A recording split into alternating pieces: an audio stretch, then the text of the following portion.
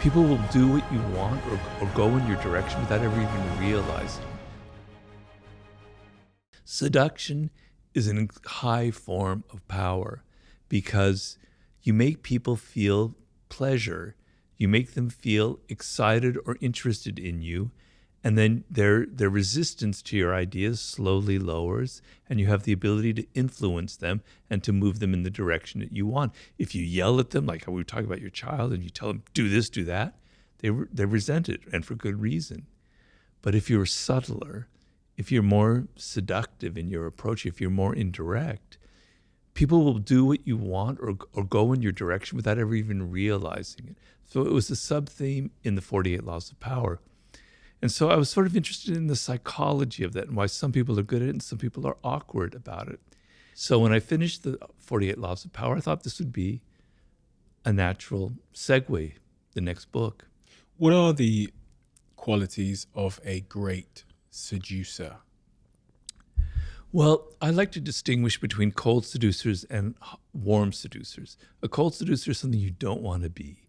That's the typical image that we might have of a male seducer, but even of a female seducer, like the great courtesans, etc., where they're just after money or the men are just after sex.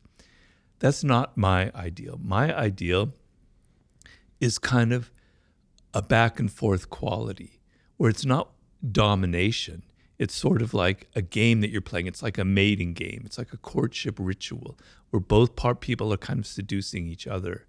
And so what makes for a great seducer is very simple. I can summarize it very simply. You are outer directed. So when you meet somebody for the first time or you're on a date or whatever it is, you're not having that internal monologue going, does she like me or does he like me? Am I dressed well? Am I saying stupid things? What can I do to impress them? No. You turn it off and you're outer directed and you're listening to them and you're entering their spirit and you're hearing them say things that give you idea of what they're missing in life, of what they want, of what their needs are, of what makes them an individual. You're absorbing it, you're entering into their spirit, and then you can reflect it back to them. You can give them gifts. You can take them to places that show that you're attentive to them. Because if you look at how we are in our day-to-day life, normally people never pay us attention.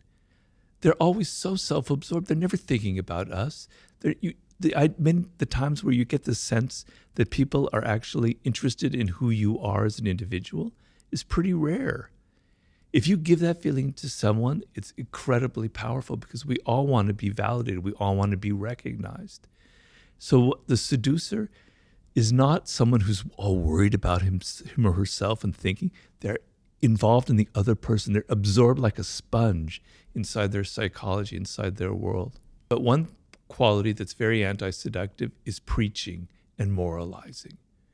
Is like telling people, oh, that's wrong what you just said, or your politics are ugly, or you're not really good at this, or something or other. Having a moral superiority, a sense of sanctimony in a realm which should be about pleasure, where should be that kind of equality, that kind of back and forth dynamic, where you're asserting your moral superiority, is deeply, deeply anti-seductive, the element of preaching to people.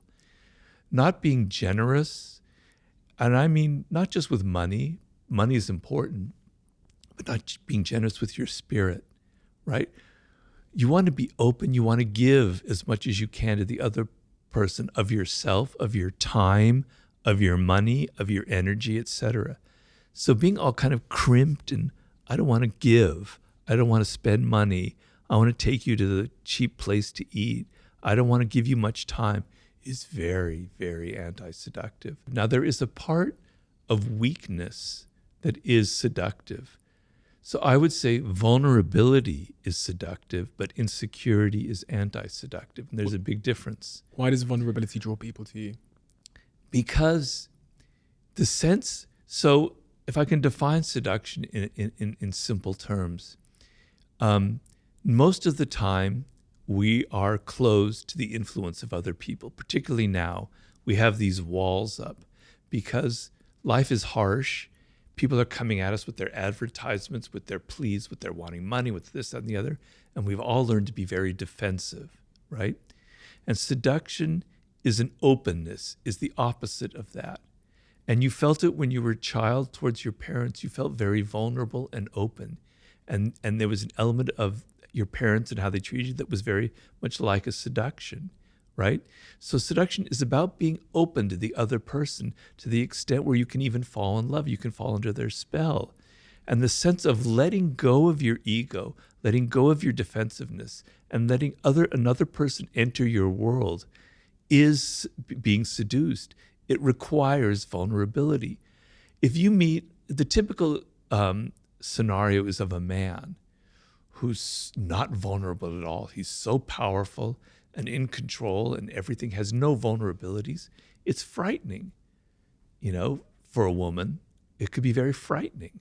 Like this, he's so strong, he's so invulnerable that there's something wrong about it. Maybe he's a serial killer. Maybe he's got skeletons in his closet. Something isn't right about that. What seduces you about a puppy, about a child, about an animal, is their vulnerability. It makes you want to hug them. It makes you want to help them, right? The sense which if you came upon a tiger that's there and they don't need that, well, that's not seductive. I mean, on your screen it is, but if they're there in your living room, that's not seductive. But that puppy is, right? Vulnerability, the sense that somebody needs protection or help, brings out qualities in us that we don't normally have that I think allow for seduction. So that is being vulnerable. That is, I can be influenced by that other person. I am open to their spirit, right? That's being vulnerable. The word vulnerable, I hate to sound like a professor here, so excuse me, in seduction, comes from the root of it means a wound, vulnus. So you have a wound inside of you and you need healing. And the other person naturally wants to help you, right? But being insecure is the opposite. Means I'm so self-absorbed, I'm so worried about myself that I can't get out of it. And we've all had that experience. When you meet somebody and you can sense, you can smell their insecurity in them. I'm not judging them because we all have insecurities. It makes you feel insecure. It makes you feel a little bit awkward. Whereas if you meet someone who's not like that, who's confident, etc., it brings out that quality in you. So if you're on a date and there's someone you smell that kind of insecurity, it makes you awkward and insecure. It creates a kind of a problem. So that would be the difference between the two.